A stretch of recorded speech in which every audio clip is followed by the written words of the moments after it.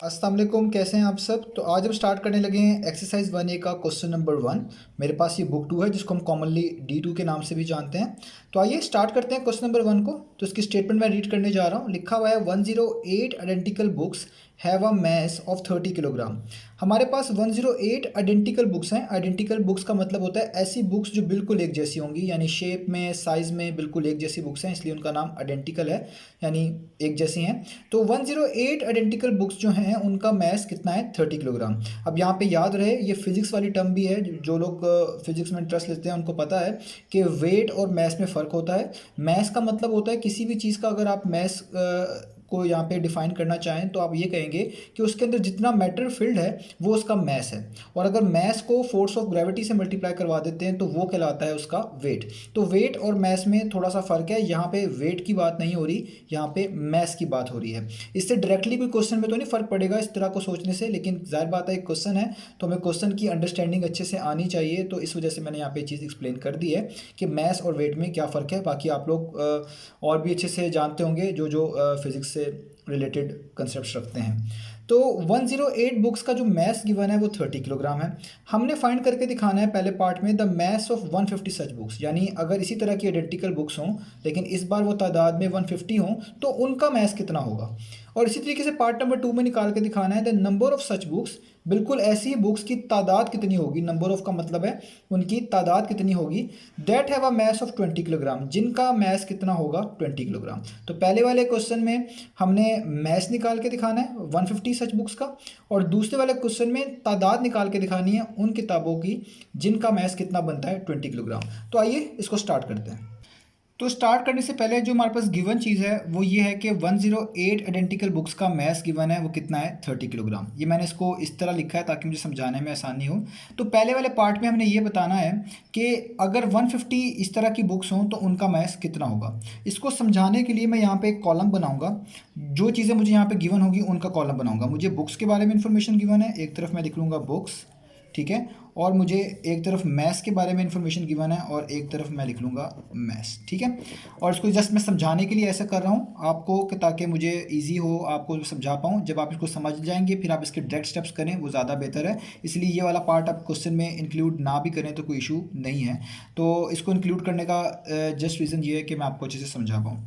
तो मेरे पास बुक्स हैं 108, तो बुक्स के नीचे लिख लिया 108 और मेरे पास मैथ्स है 30 किलोग्राम, ठीक है। इक्वालिटी का साइन यहाँ पे इसलिए डाला है कि अगर 108 बुक्स होंगी आइडेंटिकल तो वो 30 किलोग्राम के इक्वल आएंगी, ठीक है, समझाने के लिए। अब देखें, आपने ये देखना होता है कि आपको क्वेश्चन में क्या फाइंड करना है। आपको क्वेश्चन में फाइंड करना है बेसिकली कि 150 सच बुक्स का मैस कितना होगा, यानी अगर यहाँ पे 150 होगा तो बेसिकली उसका मैस क्या होगा। तो इस काम को करने के लिए आपको इधर से वन वैल्यू निकालनी पड़ेगी। वन वैल्यू का मतलब मैं ये बता रहा हूँ कि एक बुक का मैस कितना होगा। अगर आपको पता चल जाए तो आप 150 सच बुक्स का मैस इजीली बता सकते हैं। और ये डेली लाइफ प्रॉब्लम है। अगर मैं आपको एग्जांपल दूं कि लेट से एक जो कोई बुक है वो 5 रुपीज़ की है फॉर एग्जांपल, तो अगर आपसे कोई कहे कि 10 बुक्स कितने की आएंगी तो आप बहुत जल्दी से बता देंगे 5 मल्टीप्लाई बाई 10 वो 50 की आएंगी। इसी तरीके से अगर आपको यहाँ पे वन बुक का मैस पता चल जाए कि एक बुक का मैस कितना है तो आप आराम से बता देंगे कि 150 सच बुक्स का मैस कितना है। तो जो ऑब्जेक्टिव है वो यहाँ पे ये है कि 108 की जगह पे मुझे 1 चाहिए। अब यहाँ पे 1 कैसे बनाया जाएगा इस तरह के क्वेश्चंस के अंदर, या कोई भी इससे रिलेटेड क्वेश्चन आएगा, आपने 108 को इस तरह लिख लेना है कि ये लिखा हुआ है 108 मल्टीप्लाई बाय 1। किसी भी चीज़ को 1 से मल्टीप्लाई करने से कोई भी फर्क नहीं पड़ता, तो इसलिए अगर आप किसी भी नंबर को यहाँ पे मल्टीप्लाई बाय 1 लिख देंगे तो कोई इशू नहीं आएगा। और यहाँ पे 30 किलोग्राम रहते हैं क्योंकि हमें यहाँ पे 1 बुक चाहिए, हमें चाहिए 1 बुक का मैस कितना आता है। ये तो 108 लिखा हुआ है ना, तो इसलिए 108 को यहाँ से रिमूव करने के ये मेथड है कि 108 यहाँ पे मल्टीप्लाई हो रहा है, आप इसको इक्वेशन की दूसरी तरफ मूव करेंगे ये डिवाइड हो जाएगा, या आप दोनों तरफ 108 से डिवाइड कर लें, वही बात है। तो यहाँ पे जस्ट बचेगा 1 और ये जो 108 मल्टीप्लाई होता है यहाँ पे जाके क्या हो जाएगा डिवाइड, ठीक है। और यहाँ पे किलोग्राम वैसे। तो इससे पता चलेगा कि जो आपके पास 1 बुक का जो मैस है वो 30/108 है। इसको आप सॉल्व कर सकते हैं। 6 5 टाइम्स 30 होता है और 6 18 टाइम्स जो है वो होता है 108, ठीक है। तो यहाँ पे आ जाएगा 5/18 और साथ क्या आ जाएगा किलोग्राम।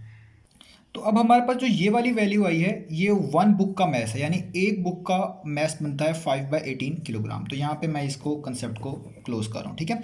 अब हम कर सकते हैं पार्ट नंबर 1 बहुत इजी से। तो हमारे पास पार्ट नंबर 1 था कि 150 बुक्स का मैस कितना होगा, ये हमारे पास बेसिकली पार्ट नंबर 1 था। तो अब आप लोगों को पता है, अगर आपको किसी भी चीज़ की वन वैल्यू पता हो, यानी उस एक चीज़ की कीमत पता हो, उस एक चीज़ की प्राइस पता हो, या उस एक चीज़ का वेट जो भी पता हो, तो उस जैसी कितनी भी चीज़ें आ जाए आप उसका मैस या वेट या प्राइस, उन दोनों चीज़ों को जस्ट मल्टीप्लाई करके निकाल सकते हैं, जैसे मैंने आपको बुक्स की एग्जांपल दी थी। तो अगर एक बुक का मैस 5/18 किलोग्राम है, ठीक है, तो 150 बुक्स का निकालने के लिए जस्ट जो आपने ये वाली वैल्यू निकाली थी, इसको किससे मल्टीप्लाई कर देंगे, 150 से। तो ये आपके पास आएगा मैस ऑफ 150 बुक्स। इसको आप जस्ट सॉल्व कर लें तो ये दोनों आपके पास कट हो सकते हैं। तो ये हो जाएगा 6 3 टाइम्स 18 और ये हो जाएगा 6 25 टाइम्स 150। तो 5 को 25 से मल्टीप्लाई करके यहाँ पे आप लिखेंगे तो ऊपर आ जाएगा 125 और नीचे आ जाएगा 3 जो ये वाला है, और किलोग्राम साथ वैसे का वैसे। इसको मज़ीद सॉल्व कर सकते हैं, इसको आप मिक्स फॉर्म में लिख सकते हैं। तो मिक्स फॉर्म में लिखने के लिए आपको जो चीज़ नीचे लिखी होती है इसको यहीं पे रहने दें, और 3 को किसी ऐसे नंबर से मल्टीप्लाई करना होता है कि 121 के पास पास आए। तो मैं 3 को मल्टीप्लाई करता हूँ 41 से, आप इसे करके भी देख सकते हैं। तो जब आप 3 को मल्टीप्लाई करेंगे 41 से तो आपको आंसर मिलेगा 123। तो जो आंसर मिलता है उसमें यहाँ पे क्या प्लस किया जाए कि ये वाली चीज़ बन जाए, यानी 125 बन जाए, वो यहाँ पे लिखते हैं। तो 123 में 2 प्लस करने से हमें बनेगा 125, तो यहाँ पे लिखना पड़ेगा 2 और किलोग्राम वैसे का वैसे ही। इसका मतलब जो फर्स्ट पार्ट है उसका आंसर आ चुका है। तो हमारे पास जो 150 बुक्स हैं उनका मैथ कितना होने वाला है, 41 होल नंबर 2/3। तो ये था इसका फर्स्ट पार्ट। अब चलते हैं इसके सेकेंड पार्ट की तरफ। अब सेकंड पार्ट के अंदर हमने ये बताना है कि उन बुक्स की तादाद कितनी है, नंबर ऑफ बुक्स, उन बुक्स की तादाद कितनी है जिनका मैस कितना है 20 किलोग्राम। तो वही डाटा जो स्टार्ट में गिवन था मैं वही यहाँ पे समझाने के लिए दोबारा लिखूंगा। यानी मुझे इन्फॉर्मेशन गिवन थी एक तो बुक्स की, तो मैं यहाँ पे लिखूंगा बुक्स, और एक इन्फॉर्मेशन गिवन थी उनके मैथ्स की। और मैं जानता था कि 108 बुक्स जो हैं बेसिकली उनका मैथ्स कितना है हमारे पास, उनका मैथ्स है हमारे पास 30 किलोग्राम। अब आपने अपने क्वेश्चन को देखना कि क्वेश्चन आपसे क्या डिमांड कर रहा है। क्वेश्चन डिमांड कर रहा है आपसे, आपने बुक्स की तादाद निकालनी है, यहाँ पे बुक्स की वैल्यू चाहिए। अब यहाँ पे आपको बुक्स की वैल्यू चाहिए, वो क्या आएगी ये हमें नहीं पता, तो इसलिए यहाँ पे 1 वाला फैक्टर अभी थोड़ी देर के लिए छोड़ दें, उसको ना सोचें। इस बुक्स के साथ जो दूसरा डाटा अटैच्ड है वो ये है कि उनका जो मैस है ना वो लाजमी 20 किलोग्राम होना चाहिए। यहाँ पे जो भी बुक्स हों उनका मैस 20 किलोग्राम होना चाहिए।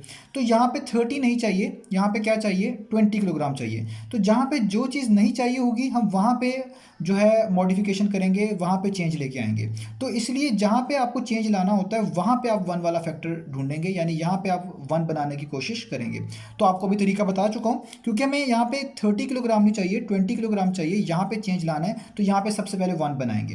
ये जस्ट समझाने के लिए, वरना इस तरीके से प्रॉपरली इसको लिखना कभी कभार मुनासिब नहीं होता, लेकिन समझाने से ये चीज़ समझ आ जाती है अच्छे से इस तरीके से।